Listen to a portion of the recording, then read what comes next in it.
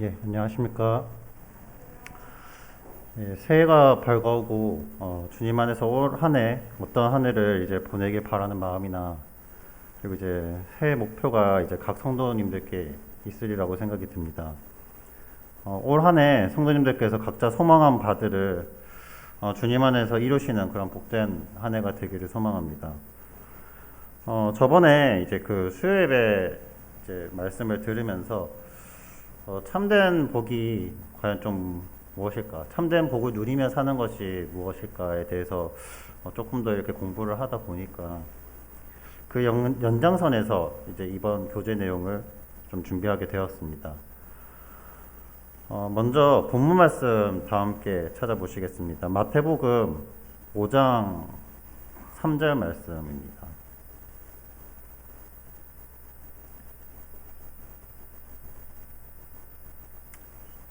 네, 마태복음 5장 3절부터 말씀 보시겠습니다. 제가 읽어드리겠습니다.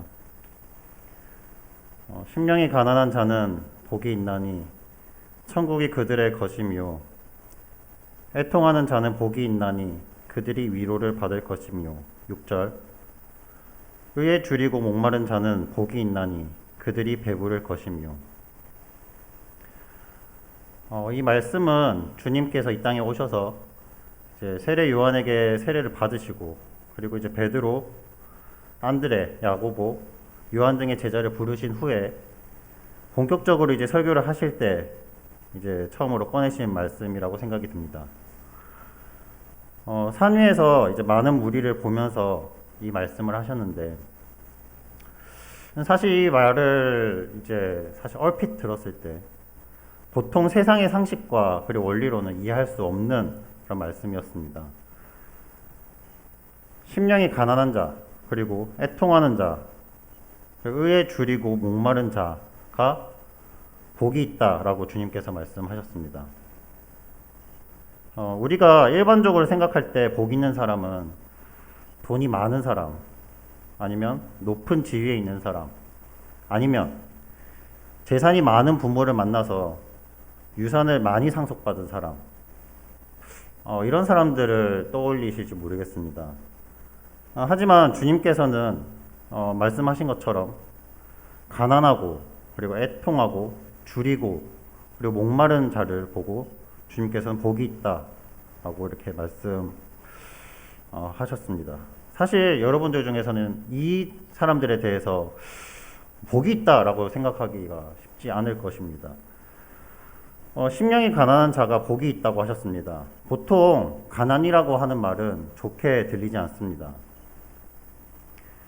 심령이 가난한 자는 마음이 가난한 자 그리고 영혼이 가난한 자를 의미한다고 합니다. 그런 자들에게 천국이 저희 것이라고 주님께서 말씀하십니다. 그렇다면 어떻게 하면 영혼이 심령이 가난할 수 있을까요? 여러분들께 만약 누군가가 당신은 부자입니까? 라고 이렇게 질문을 받으면 대부분의 사람들은 그렇지 않습니다. 라고 대답할 것입니다. 보통 여러분이 비교할 때 비교의 대상이 나보다 더 잘 사는 사람이기 때문입니다. 그러나 아프리카 국가나 그런 시리아 그런 난민 국가에 살고 있는 그런 분들하고 경제적인 부분을 이제 비교할 경우에 그분들보다 내가 가난하다라고 얘기하기는 힘들 것입니다. 당신이 의인인가? 라는 질문도 역시 마찬가지일 것입니다. 많은 사람들이 살아가다가 큰 병에 걸리면 왜 하필 나에게 이런 일이 일어나는가? 라고 말을 합니다. 나보다 악한 사람이 많은데 그들을 왜 걸리지 않느냐라는 것입니다. 나보다 훨씬 악한 사람들과 비교하는 그러한 것입니다. 바리새인들은 자신들은 하나님께 기도할 때 1회에 2번씩 금식하고 소득의 11조를 드린다고 하여서 세리와 같지 않다고 하고 우쭐해하며 그렇게 이야기를 했습니다. 자기 영혼의 진정한 상태를 볼 수 없었던 그런 것입니다. 주님의 말씀에 비추어서 자신에 대해서 살펴볼 때는 과연 어떨까요? 예수님을 만난 베드로는 설교가 끝난 뒤에 주여 저는 죄인이로소이다 저를 떠나소서라고 고백했습니다. 하나님과 그리고 말씀 앞에 자신이 드러난 사람은 그러니까 자기 영혼의 비참한 상태를 알기에 결코 자신을 높일 수 없습니다. 심령이 가난한 자가 복이 있다라고 하는 이 주님의 말씀은 자기 영혼의 진정한 상태를 아는 자가 복이 있다라는 말을 의미합니다. 그리스도를 믿지 않는 사람들 그리고 복음의 필요성을 알지 못하는 그런 사람들은 그런 자신보다 못한 사람들과 비교하기에 자신은 죄인이 아니라고 생각하는 것입니다. 주님의 말씀이 성령을 통해서 자기 영혼에 비칠 때 자신의 참혹하고 그리고 비통한 그 영혼의 상태를 알게 되고 그리고 예수 그리스도의 필요성을 알게 되는 그런 것입니다. 저는 몇 번 기회는 없었지만 이제 그렇게 이제 복음을 전하기 기회가 생겨서 이제 복음에 대해서 얘기를 하고 그러다 보면 이제 자연스럽게 나오게 되는 질문인 당신은 죄인입니까? 라고 하는 그런 질문을 하게 됩니다. 사실 사람들에게 자신이 죄인임을 인식시키는 것은 굉장히 어렵습니다. 사람들에게 당신은 죄인인가? 라고 물을 경우 대부분의 사람들은 자신이 죄인이 아니라고 그렇게 대답을 합니다. 그들에게 거짓말을 해본 적이 있느냐? 이렇게 이제 바꿔서 질문을 해보면 그분들은 그렇다라고 대답을 합니다. 여자를 보고 음욕을 품은 적이 있느냐라고 물어보면 그렇다라고 역시 대답합니다. 그래서 이제 다시 원래 질문으로 돌아와서 당신은 죄인인가? 라고 물으면 자신은 결코 또 죄인이 아니라고 그렇게 대답을 합니다. 그래서 생각을 해봤을 때 그분들이 그렇게 대답을 하는 이유는 자기 자신을 더욱 악한 사람과 비교하기 때문에 자신이 죄인이라는 사실 그리고 자기 영혼이 이제 비참한 상태에 놓여 있다라는 사실을 보지 못하는 것입니다.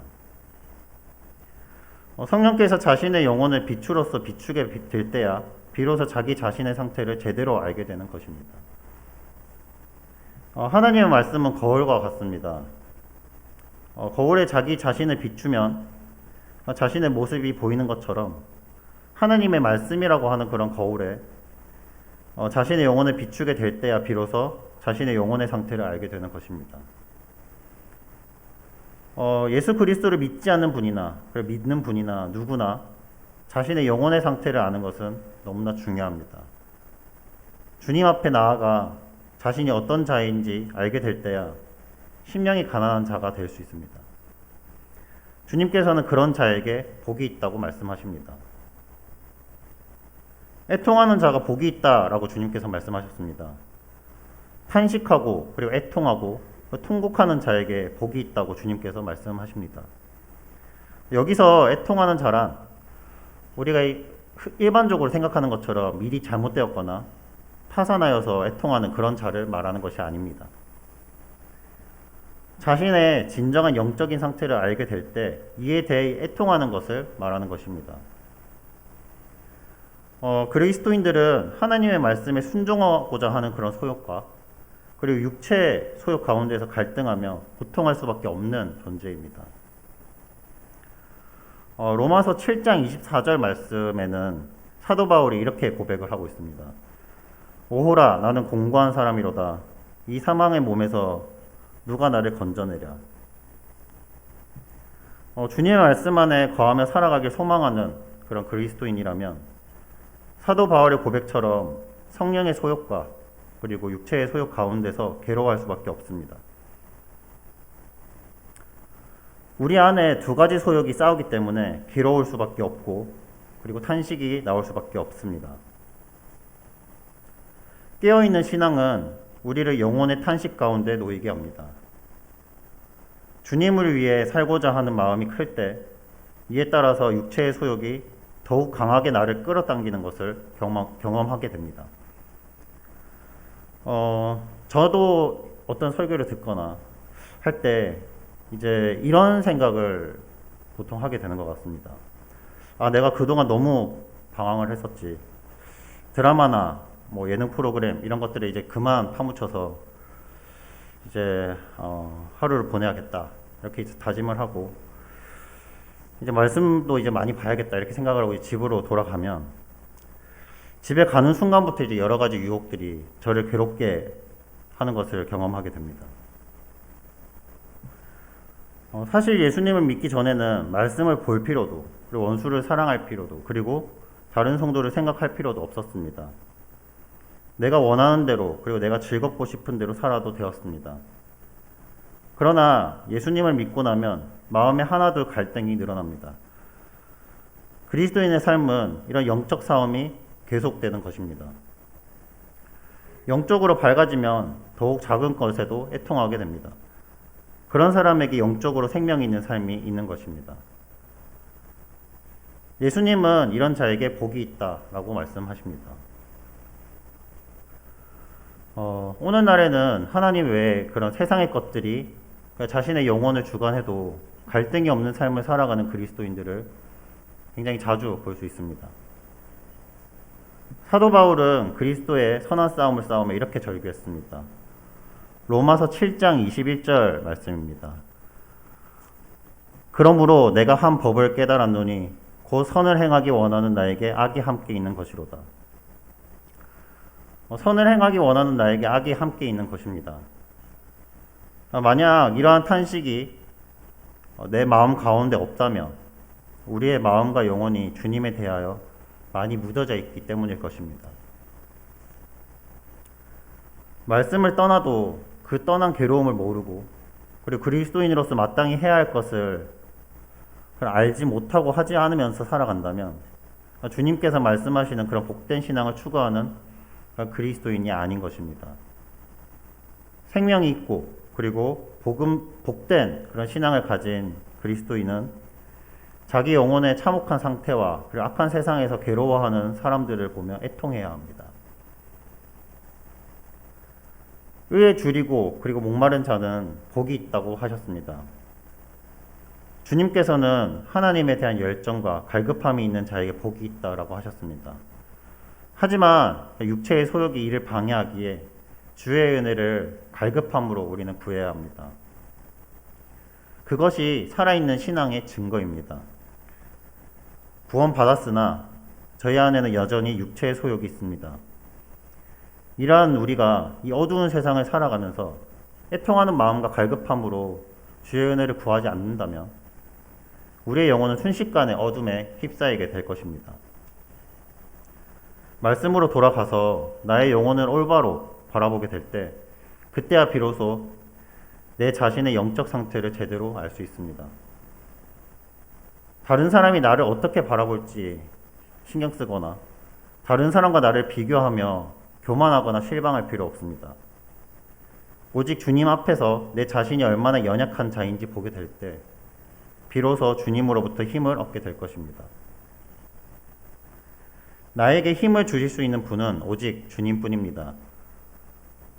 내 자신의 영혼의 상태를 알게 될 때 우리는 주님을 더욱 신뢰하고 그리고 의지할 수 있게 됩니다. 물질이 많다고 복 있는 사람이 아닙니다.